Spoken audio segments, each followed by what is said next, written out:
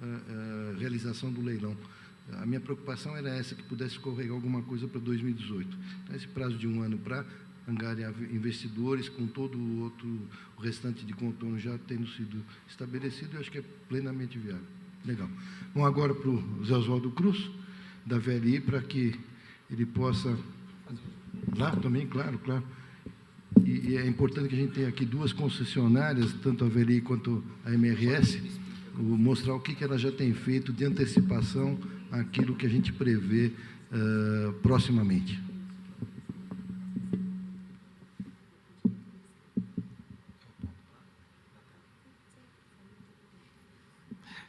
Obrigado. Estava sendo instruído aqui de como utilizar o equipamento. Muito boa tarde. Muito obrigado a todos aí pela presença. Obrigado à coordenação do evento pela oportunidade que nos foi dada de estarmos aqui participando com todos e tentando contribuir com esse momento importantíssimo que o país vive.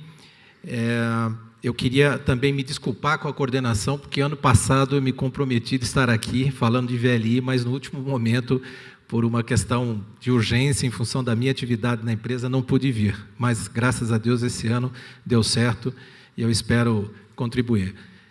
A gente vai falar um pouquinho de VLI. A VLI é uma empresa nova e, por isso, a gente optou por falar um pouco dela e como que ela se encaixa nesse cenário atual. E, antes de iniciar, falar de VLI, e como a VLI é uma empresa que se pauta hoje pela logística integrada, além da honra de estar com os senhores, eu não poderia deixar de registrar aqui a honra que é para mim estar aqui participando na mesma mesa de debate com o Dr. Renato Pavan, que foi presidente da FEPASA quando eu estava lá, e outros colegas aqui presentes, e que em 1995, se eu não me engano, já falava com muita clareza de logística integrada. E quando, do processo de concessão das ferrovias, me corrija, doutor Renato, se eu estiver errado, defendeu arduamente que a concessão da malha brasileira deveria ser feita por corredores logísticos, e não com a forma que foi feita. Então, essa visão já existia com o doutor Renato, que tem trazido para nós, até hoje, essa competência e vários estudos que embasam diversas decisões que estão sendo tomadas pelo governo, pelas concessionárias, e eu não poderia deixar de registrar essa honra que, para mim, está falando hoje aqui com os senhores junto dele. Então, vamos lá, falar um pouquinho de VLI, e, como diz o nosso presidente, Marcelo Spinelli, ele comenta que provavelmente a VLI é hoje uma das maiores empresas de logística integrada que os senhores não conhecem. Porque a VLI ela surgiu de um spin-off da Vale. A Vale, em 2010 aproximadamente, ela deu um passo interno que visou, naquele momento, a organização, ou a melhor organização dos seus ativos de logísticas que não estavam vinculados ao transporte minério de ferro, e também para dar uma transparência ao mercado de como aqueles ativos eram disponibilizados ao mercado, porque havia muita dúvida com relação à questão da concessão da FCA, da Vitória Minas e outros ativos da Vale. Então, ela agregou esses ativos todos em uma única gestão, em uma única diretoria, e, a partir dali, ela criou a VLI. Ela era, então, 100% controladora, e, a partir dali, tendo estruturado este negócio, criou um plano de negócios e foi ao mercado para buscar novos sócios para esse novo negócio. Então, a VLI ela é uma empresa que tem base na integração de ferrovia, terminais de interior e portos. A Vale agregou a esta empresa 2 concessões, a Ferrovia Norte-Sul e a Ferrovia Centro-Atlântica. Isso tem hoje, totaliza 8 mil quilômetros de ferrovia, mais ou menos 25 mil vagões e 969 locomotivas, e tem acesso às ferrovias e concessões da Vale. Eu vou mostrar mais à frente como isso ocorre. Operamos hoje 8 terminais, 2 novos terminais estão em desenvolvimento e temos um terminal portuário próprio, que é o terminal lá de Santos, o Tiplan, e operamos os berços de São Luís e o Porto de Pecém, além dos portos privados da Vale, que hoje nós operamos por contrato. Então, essa estrutura de logística integrada deu à VLI a condição de estabelecer um plano de negócios baseado no potencial de carga do mercado brasileiro e cujos benefícios se refletem aqui para o país, para os clientes e para a própria VLI. Eu tomo aqui a liberdade de fazer um comentário em função da experiência de ter vivido uma concessionária única fazendo negócio no mercado, que era a FCA, como foi a Ferroban também no meu caso, onde você tinha somente a ferrovia na sua gestão. E você precisava ofertar ao cliente uma condição de carregamento na ponta, ou um porto, um espaço portuário, ou um terminal final, separadamente. E isso era muito complicado naquele momento e nos trazia dificuldades imensas, principalmente para estabelecer contratos de longo prazo com os clientes, com investimento em locomotivas, vagões e até em expansão de terminais. Por quê? Porque eu só tinha a gestão de um daqueles ativos que fazia o processo como um todo. Só um instante. Caiu a tampinha.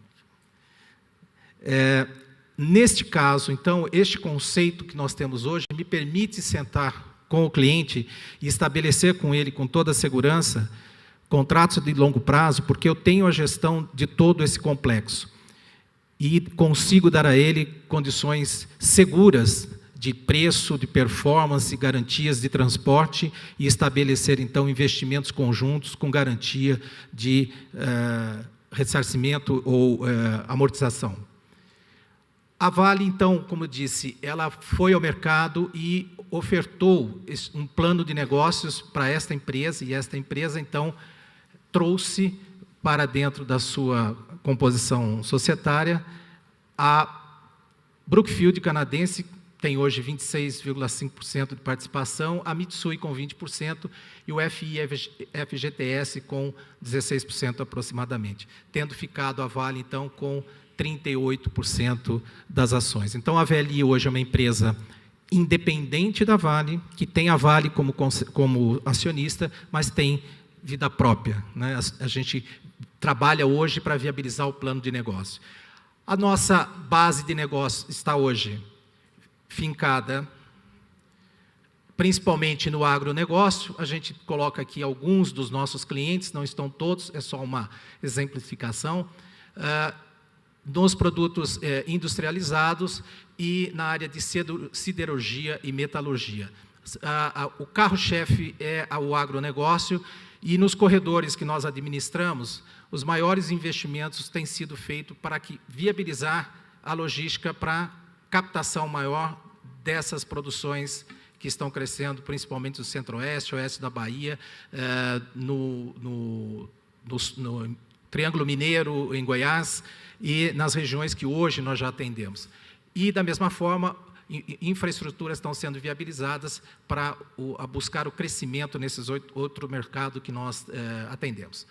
Esse aqui é o conceito que nós aplicamos à VLI, e para dar um exemplo muito rápido aos senhores, no conceito anterior, nós atendíamos os clientes de forma separadas, com diversos ramais, e aqui é um exemplo de Araguari, onde nós tínhamos aproximadamente 65 horas entre a chegada de um trem vazio e a saída desse trem carregado para a exportação via Vitória ou Santos. Após nós estruturarmos esses negócios, onde nós temos a gestão do terminal de origem, da ferrovia e do porto, nós criamos o conceito, nós implementamos, porque o conceito já existia de pera ferroviária, nesses terminais, todos estão sendo criados assim, e esse tempo caiu para 6,2 horas de carregamento. Então, hoje, um trem que chega a Araguari, a Uberaba, Ribeirão Preto e outros terminais da VLI, Porto Nacional, em Palmeirante, um trem de 80 vagões chega vazio e parte carregado em 6 horas.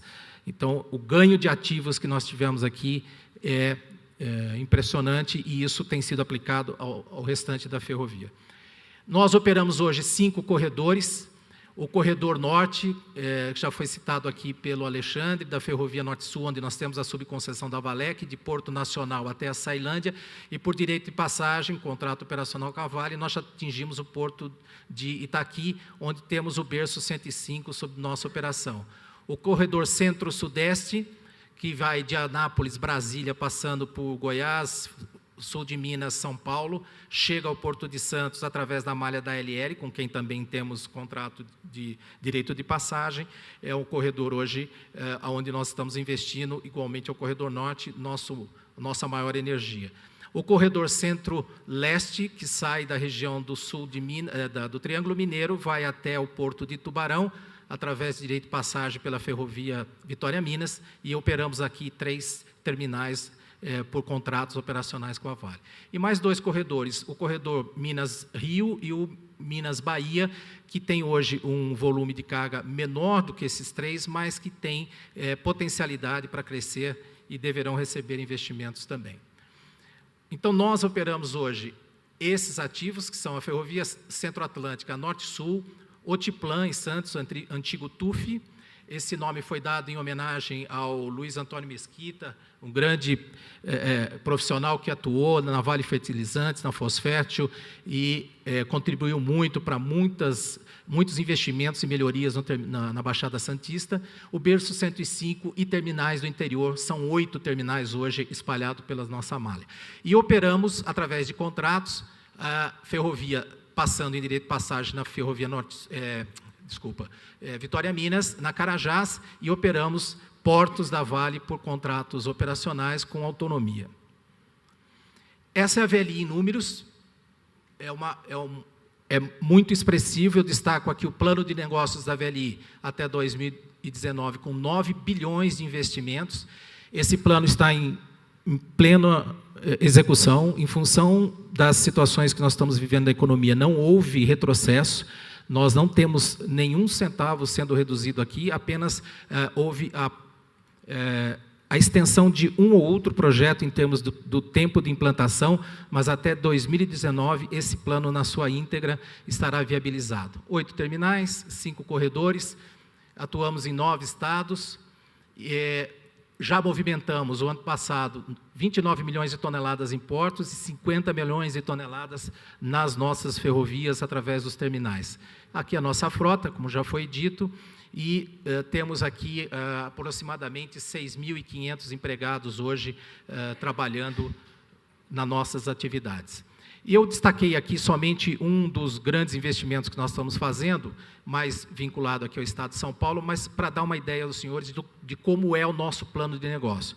O plano de negócio, ele visa a logística integrada, portanto, ele investe em oficina, pátios e material rodante para dar suporte à operação como um todo, investe em terminal, nesse caso aqui, no terminal portuário, são 2,100 bilhões de reais que nós estamos investindo, e mais 300 milhões na dragagem do canal de entrada do nosso terminal.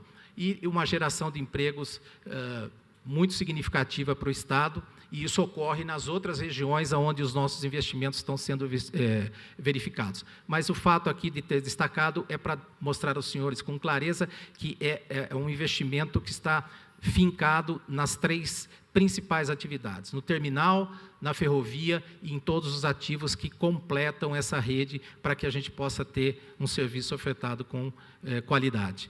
E esses investimentos, no caso, prevêem aqui que a gente atinja cerca de 20 milhões de toneladas transportadas neste corredor e outros tantos nos corredores seguintes. E, para encerrar, eu queria só destacar aqui qual é o foco dos próximos passos da VLI. Nós temos, seguramente, que focar, e vamos focar na entrega do nosso plano de negócios até 2019, atendendo, aquilo que foi ofertado ao nosso acionista e à sociedade como um todo.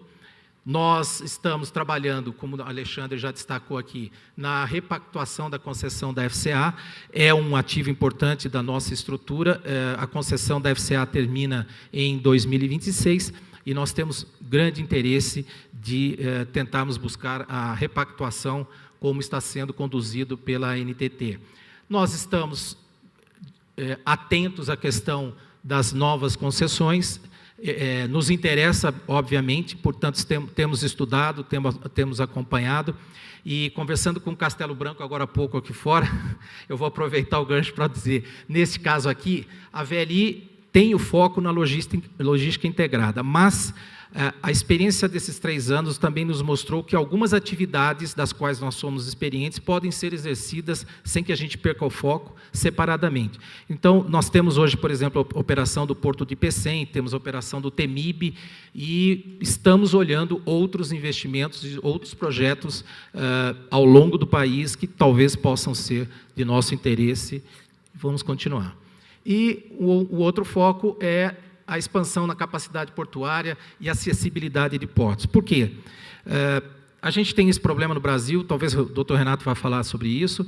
Nós, às vezes, ou durante muito tempo, investimos muito fortemente num determinado modo de transporte, mas esquecemos que, se a ponta desse processo não estiver adequadamente preparada para receber aquela melhoria que foi feita aqui, de nada vai adiantar o investimento feito nessa ferrovia, vamos dizer assim, ou se os terminais não estiverem preparados. Então, a visão que nós temos é que nós precisamos ter, por exemplo, expansão de capacidade portuária, porque eu estou crescendo, a MRS está crescendo, o Rumo está crescendo, mas a gente nota que os investimentos não estão casados no que tange a capacidade portuária, a capacidade, a agilidade de operação. Então, a gente quer trabalhar junto ao governo sobre isso, para que a gente consiga viabilizar. E ligado a isso, a gente tem a questão de acessibilidade. Acho que um dos maiores exemplos de dificuldade que nós temos é Santos, e hoje a MRS, a Rumo ALL e a VLI trabalham juntas, há um grupo de trabalho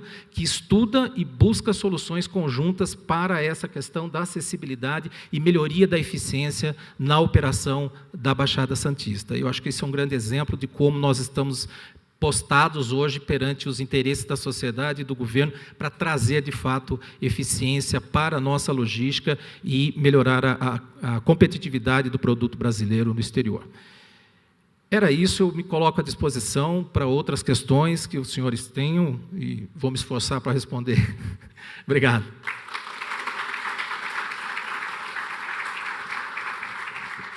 Obrigado, Zé Oswaldo. Parabéns pela apresentação. E você comentou um ponto lá que é importante, que quando a Vale, há 5, 6 anos mais ou menos, subconcessionou da Valec o trecho lá da Norte-Sul, de 720 quilômetros, mostrou ser um bom negócio. Então, deixando esse roadshow aí, eu acho que nada melhor do que mostrar esse exemplo da VLI, para mostrar que a Norte-Sul ela é plenamente viável. Eu acho que quanto mais a gente tiver integração e formar esse corredor de São Luís até Santos, de 3.700 quilômetros, que é um verdadeiro sonho que a gente tem aqui no Brasil. E você falou agora que eu espero que o Bambini venha agora na sua apresentação, além de falar possivelmente do ferro-anel, dessa questão de acessibilidade que vocês estão tratando em conjunto, que é outra inovação, que as concessionárias, com seus conflitos de interesse, naturalmente não tinham essa visão, e hoje têm, e acho que vai ser parte importante para que essas repactuações ocorram o mais rapidamente possível. Então, Bambini, por favor, a próxima é sua.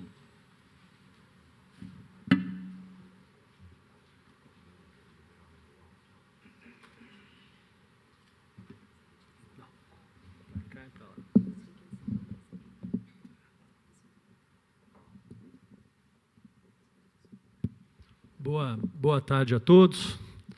Prazer enorme estar aqui. Recebi também o convite na última vez que estive na Fiesp, numa palestra, e não combinei com o Zé Oswaldo a minha apresentação, mas já vou tratar de 2 temas. Vou dar uma sequência à discussão da logística integrada, que eu acho que também é uma discussão pela qual passa o futuro da nossa empresa, da MRS, hoje uma empresa predominantemente de transporte de minério, mas que também caminha para a questão da carga geral e de ser também uma empresa de logística. E queria começar, eu ia tratar do tema da Baixada, e o Zé acabou falando aqui um pouco do trabalho que nós estamos já fazendo, independentemente das renovações de concessão, e está aí na nossa apresentação, eu chego nele em algum momento, né? Basicamente, para quem conhece a nossa empresa, não é novidade, mas a quem não conhece, nós somos 1.700 quilômetros de malha, ligando as 3 regiões mais populosas e adensadas do Brasil, Belo Horizonte, Minas, Rio de Janeiro e São Paulo. Quer dizer, são os 3 maiores polos metropolitanos do país ligados por uma ferrovia. Hoje, uma ferrovia bastante voltada ao transporte do minério, principalmente para os portos do Rio de Janeiro, mas que no seu futuro, não muito distante, tenho certeza disso, na medida em que a gente avançar com a repactuação das concessões, uma empresa também voltada para o setor de logística, para o desenvolvimento da carga geral, principalmente para o desengargalamento do setor rodoviário entre as 3 regiões metropolitanas, trazendo grande parte dessa carga que hoje roda nas nossas estradas, né, e gera todas as externalidades que nós já conhecemos para dentro do modal ferroviário. Basicamente, falando um pouco do trecho da Baixada, quer dizer, dividindo um pouco as nossas ações ou investimentos, independentemente de repactuação, que já ocorrem na MRS com relação à sua malha, nós dividimos aqui em 4 grandes núcleos, né? O eixo Minas-Rio de Janeiro, que é o eixo forte do minério, onde, na verdade, houve a maior parte dos investimentos expressivos da empresa nos últimos 20 anos, sem esquecer da parte do eixo Rio-São Paulo, passando pelo Vale do Paraíba, onde há um desafio muito grande, né, de aumento da competitividade, passando pela área urbana de São Paulo. A ferrovia MRS hoje é talvez a única empresa, com um dos projetos que nós pretendemos mostrar aqui para vocês, com a segregação sudeste até a região da Moca, a única ferrovia de carga a entrar de fato na maior cidade da América Latina, numa das maiores cidades do mundo. Nós pretendemos desenvolver o projeto do container com os nossos terminais, brigamos e batalhamos bastante para conseguir a área da Moca em São Paulo, dentro do decreto de reserva técnica, depois sua afetação à vocação ferroviária, e agora, mais do que nunca, lutamos na prefeitura também pelo zoneamento urbano para que se transforme uma área de atividade econômica, e agora, mais do que nunca, vamos tentar desenvolver o projeto do Ferroanel, o projeto conjugado com o Ferroanel, que é também o projeto da segregação. E a área de Santos, que é, na verdade, um desafio muito grande, né? Vou mais para frente mostrar, vou passar um pouco, depois eu volto especificamente. Basicamente, para vocês terem uma ideia do volume transportado hoje, quer dizer, o modal ferroviário aumentando bastante a sua participação nos produtos, seja em açúcar, soja, o fertilizante e também em container, quer dizer, há um aumento.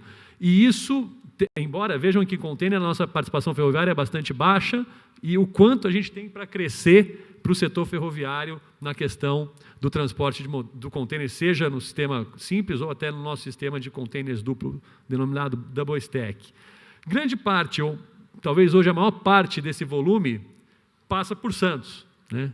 Então, não há dúvida que, da mesma forma que o modal tem tido um aumento de participação por conta do aumento de carga da MRS, o Zé Osvaldo já teve a oportunidade de mostrar aqui, se tivesse alguém a dar rumo, certamente também mostraria, o incremento do volume direcionado à Baixada Santista por todas as ferrovias, né?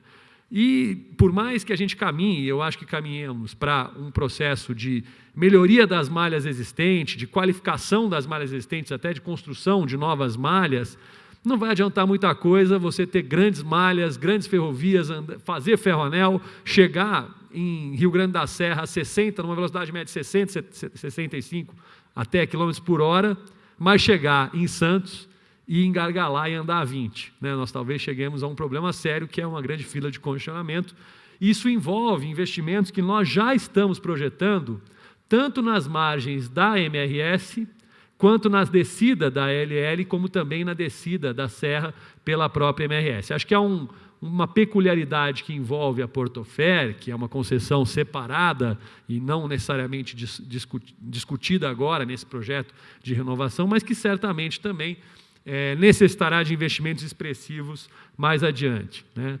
Aqui um pouco, em linhas gerais, se nós olharmos os projetos da Baixada, vocês vão perceber que há uma série de ações já sendo adotadas por todas as ferrovias, a construção do pátio de areais, né, pela VLI, a construção do quilômetro 14, numa obra grande também pela MRS, pela ALL, rumo à ALL, e grande parte de obras que estão sendo pensadas, tanto construídas pela MRS ou em conjunto com as 3 ferrovias. Algumas medidas simples já foram tomadas, de certa forma, para minimizar esse problema hoje existente na região da Baixada.